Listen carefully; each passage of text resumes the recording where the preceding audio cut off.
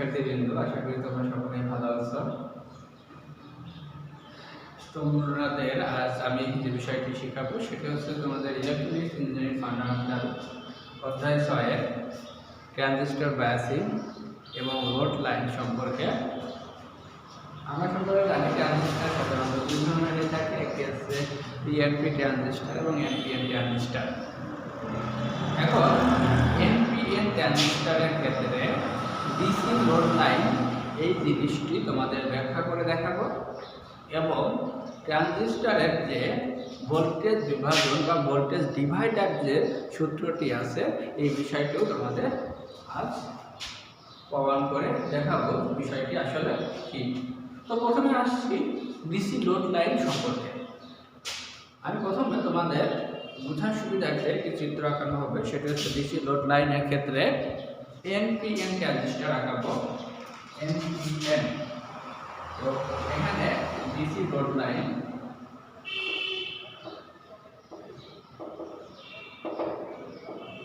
DC যে load line আছে এর জন্য আমাদের যে বিষয়টি দেখতে হবে সেটি হচ্ছে এনপিএন ট্রানজিস্টর। তোমরা বুঝতে পারবা যে এনপিএন ট্রানজিস্টর কাকে বলে, পিএনপি ট্রানজিস্টর কাকে বলে। আমি প্রথমে বিষয়টা দেখে নাও। যখন এই একটা বেস ইমিটার বাইরে থাকবে, এটা হচ্ছে বেস, এটা কারেন্টটা, এটা ইমিটার, এই তিন চিহ্ন যদি বাইরে থাকে তাকে বলবো এনপিএন, তাকে বলবো এনপিএন।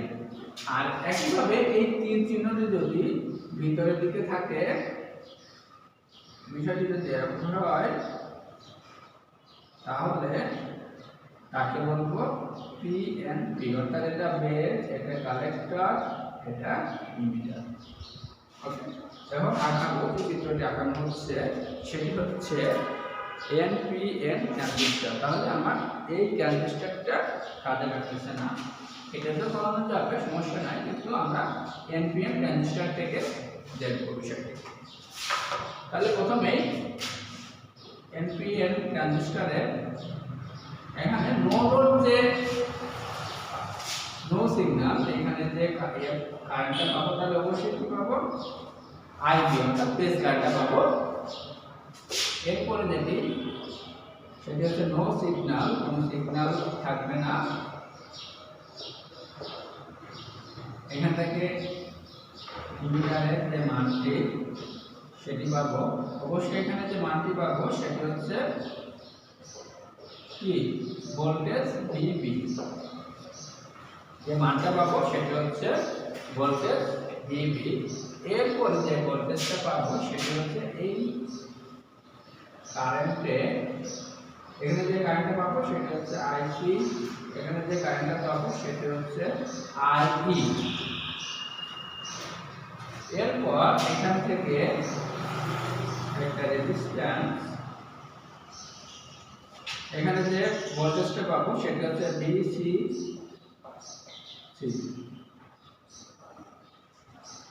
আর রেজিস্ট্যান্স হচ্ছে আরসি। আর যে ভোল্টেজটা পাওয়া যাবে সেটি হচ্ছে ভিসি, আর আরেকটি যে ভোল্টেজটা পাবো সেটি হচ্ছে ভিসিই। এখন খেয়াল করো, প্রথমে যে মানটা আমরা পাচ্ছি সেটা হচ্ছে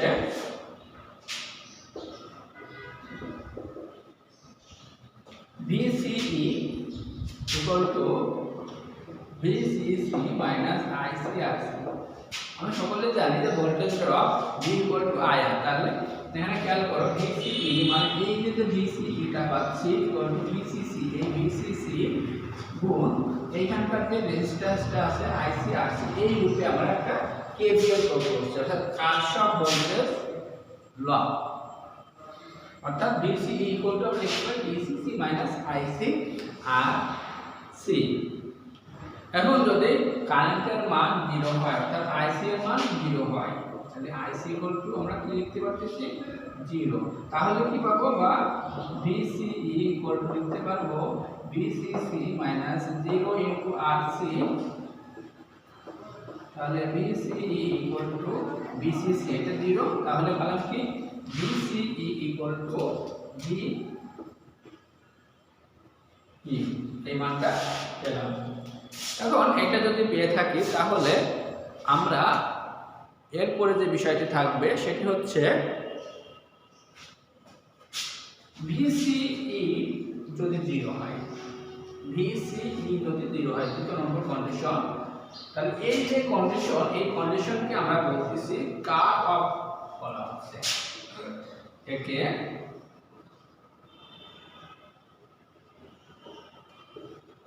কাট অফ বলা হয়।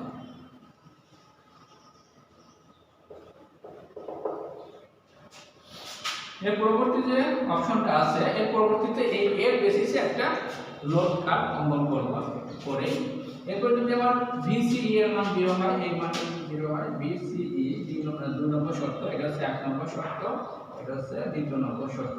VCE ইকুয়াল টু 0 হলে তাহলে এর পাশে মানটা আমাদের কি লিখতে হবে 0।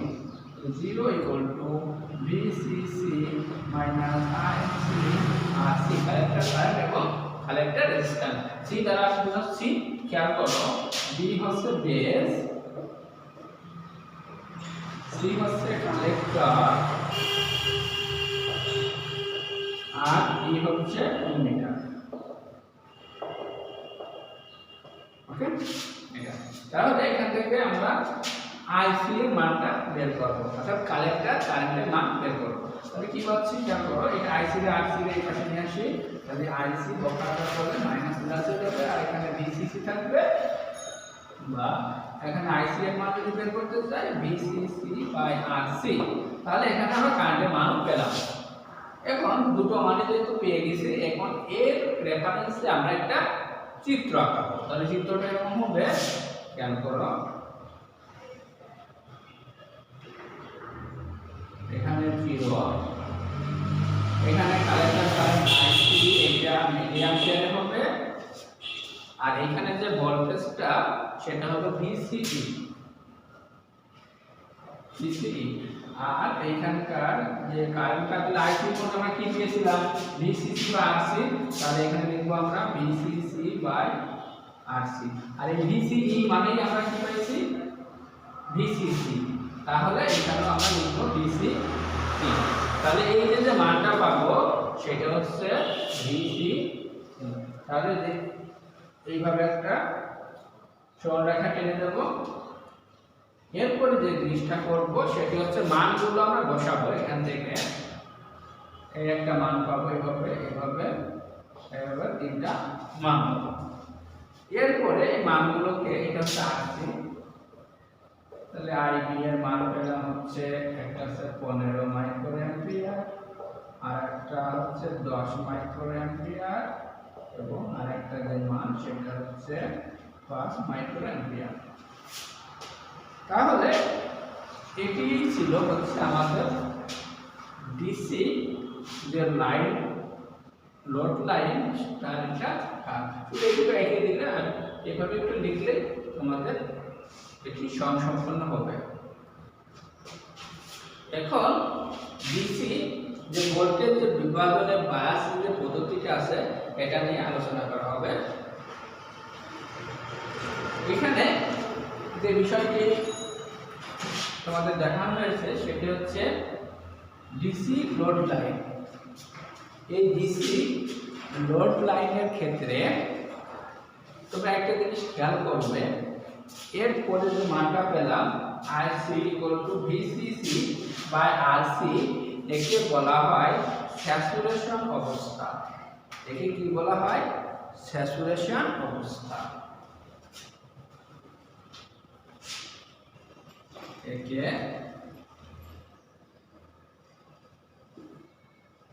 স্যাচুরেশন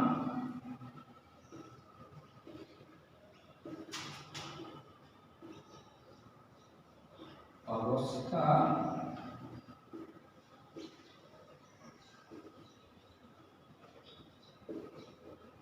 বলা হয়, একে স্যাচুরেশন অবস্থা বলা হয়। এখন আমাদের প্রশ্ন হতে পারে, স্যার একে কাট অফ বলতেছি কেন? কারণ খেয়াল করো এই VCE এবং VC যদি মানে ভোল্টেজ ভিতরে যদি সমান হয় তাহলে কাট অফ অর্থাৎ এখান এর ভিতর দিয়ে আর কারেন্ট প্রবাহিত হতে পারবে না, সেজন্য একে বলা হচ্ছে কাট অফ অবস্থা। এর পরবর্তী যেটি আছে সেটি হচ্ছে যে কালেক্টর যে কারেন্টটা, এই কালেক্টর কারেন্টের ক্ষেত্রে আমরা যে মানটি পেলাম সেটি হচ্ছে ভোল্টেজ ভাগ VCC যে ভোল্টেজ, কালেক্টর কমন কালেক্টর যে ভোল্টেজটা এবং কালেক্টর রেজিস্ট্যান্স এর মান। তাহলে এইটা যদি তোমরা এই চিত্রটা ডিসি লোড লাইনের ক্ষেত্রে এবং পাশে এই চিত্রটা এঁকে এই যে দুটো কন্ডিশন, একটা কন্ডিশন হচ্ছে কাট অফ আর একটা কন্ডিশন হচ্ছে স্যাচুরেশন, অর্থাৎ একবার কালেক্টর কারেন্টের মান 0 ধরতে হবে আর একবার কমন কালেক্টরের যে মানটা সেটির মান 0 ধরতে হবে। তাহলে এই 0 ধরার ক্ষেত্রে কমন ইমিটার যে কালেক্টর ইমিটার যে ভোল্টেজটা এবং কমন কালেক্টরের যে ভোল্টেজটা এর মান কি হলো? সমান হলো। এর পরবর্তীতে যদি আমরা কালেক্টর ইমিটার ভোল্টেজের মান যদি 0 ধরি তাহলে এখানে কালেক্টর যে কারেন্টের মান সেটি পেলাম কি? কমন কালেক্টর ভোল্টেজ ভাগ হচ্ছে কালেক্টর রেজিস্ট্যান্স। এখন তোমাদের ভোল্টেজ বিভাজনের যে বায়াস পদ্ধতিটা এটা নিয়ে আলোচনা করা হবে। ভোল্টেজ বিভাজনের বায়াস পদ্ধতি।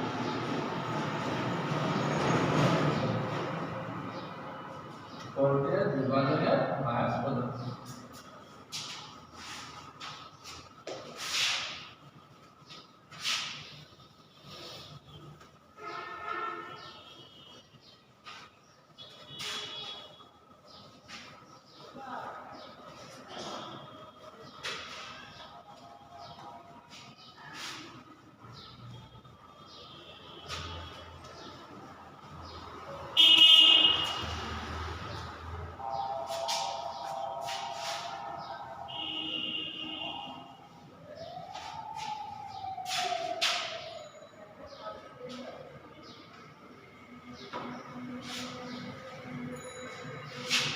ভোল্টেজ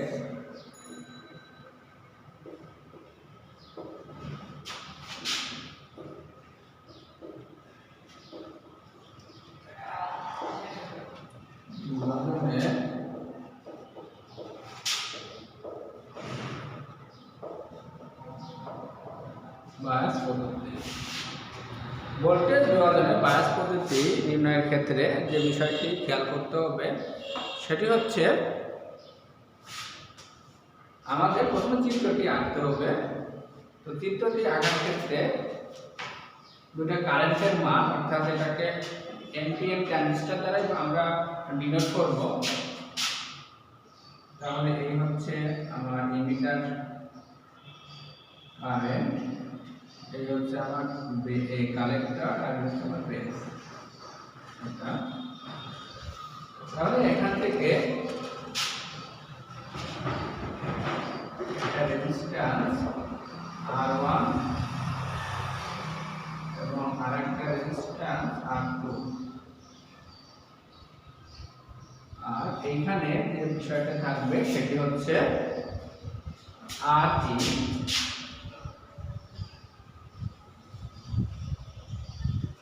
এখানে যে রেজিস্ট্যান্সের মানটা দেওয়া থাকবে সেটি হচ্ছে এইখানকার RE, তাহলে এখানে কারেন্ট প্রবাহিত হবে IE, এখানকার কারেন্ট হচ্ছে IC আর এখানকার কারেন্ট হচ্ছে IB। এখানে I1 কারেন্ট প্রবাহিত হবে, এখানে I2 কারেন্ট প্রবাহিত হবে। তাহলে এখানকার যে একটা রেজিস্ট্যান্স আছে সেটি হচ্ছে RC।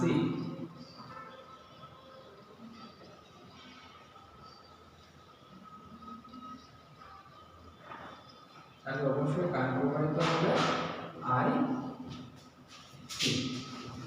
এবং প্রথম যে কালেক্টর যে কারেন্ট আমরা বের করব কালেক্টর কারেন্ট।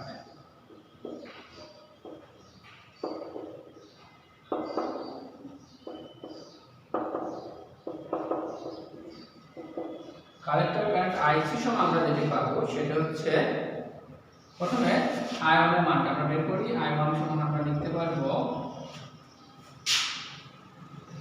এখানকার যে VCC বাই রেজিস্ট্যান্সের বিপরীত শাখার যোগফল R1 প্লাস R2। এরপর যেটি আছে সেটি হচ্ছে V2 এর মান বের করা, অর্থাৎ এখানকার যে ভোল্টেজ সেটা। তাহলে V2 সমান আমরা লিখতে পারবো VCC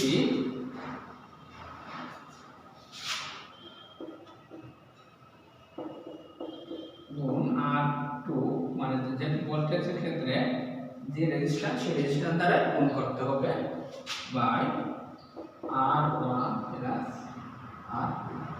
তাহলে আমরা V2 এর মানও পেলাম। এখন V2 এর মান আরেকটা মান আমরা পাবো, সেটি হচ্ছে base emitter voltage plus emitter current এবং ইমিটার রেজিস্ট্যান্স। অর্থাৎ যদি V2 সমান আমরা লিখতে চাই VBE প্লাস IE RE। এক্ষেত্রে আবার I এর জন্য যে মানটা পাচ্ছি তারপরে এখান থেকে I এর মানটা বের করব। তাহলে V2 VBE IE RE।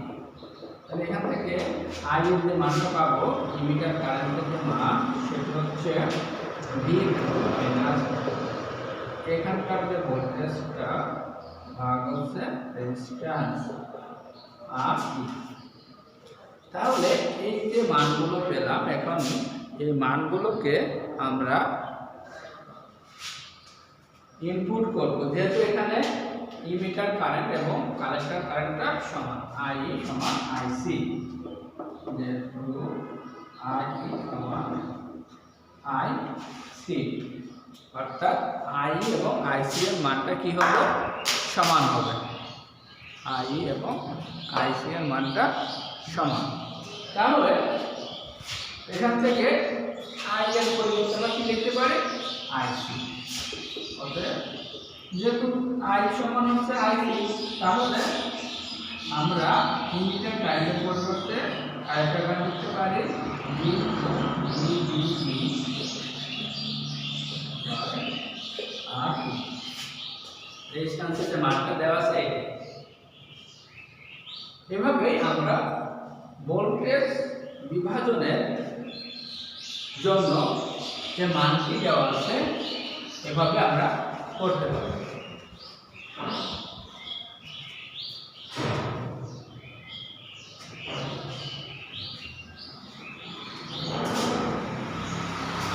সুতরাং আমরা বলতে পারি যে ভোল্টেজ বিভাজনের জন্য যে মানগুলো পেলাম এই মানগুলো যদি আমরা সঠিকভাবে আমাদের এই যে অঙ্কগুলো থাকবে ওই অঙ্কে এই মানগুলো ইনপুট করতে পারি, তাহলে আমাদের যে ভোল্টেজ বিভাজনের যে বায়াস পদ্ধতিটা এটা কার্যকরী হবে। তো প্রথম দিকে আমি যে বিষয়টি তোমাদের দেখিয়েছিলাম সেটি হচ্ছে ডিসি লোড লাইনের ক্ষেত্রে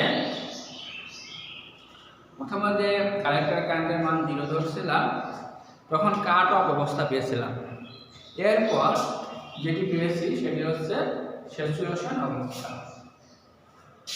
এখন যে বিষয়টি তোমাদের আলোচনা করা হলো সেটি হচ্ছে ভোল্টেজ বিভাজনের বা বায়াসিং যে পদ্ধতিটা। আচ্ছা, বায়াসিং বলছি, তোমরা কি জানো বায়াসিংটা কি? বায়াসিং হচ্ছে যদি ব্যাটারির পজিটিভ ব্রাঞ্চের সাথে পিএন জাংশনের পজিটিভ এবং নেগেটিভ ব্রাঞ্চের সাথে নেগেটিভ এইভাবে সংযোগ দেওয়া হয়, তখন তাকে বলা হবে বায়াসিং। আশা করি তোমরা বিষয়বস্তু ভালোভাবে বুঝতে পেরেছ এবং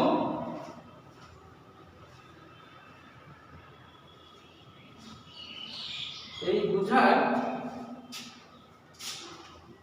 জন্য তোমরা আন্তরিকভাবে চেষ্টা করেছ। তোমাদের এই বিষয়টি খুবই গুরুত্বপূর্ণ। তোমরা ভালোভাবে বাড়িতে অনুসরণ করবে। তোমরা ভালো থেকো, সুস্থ থেকো, এই কামনায় আজকের মতো অনলাইন ক্লাস এখানে শেষ করছি। ধন্যবাদ সবাইকে।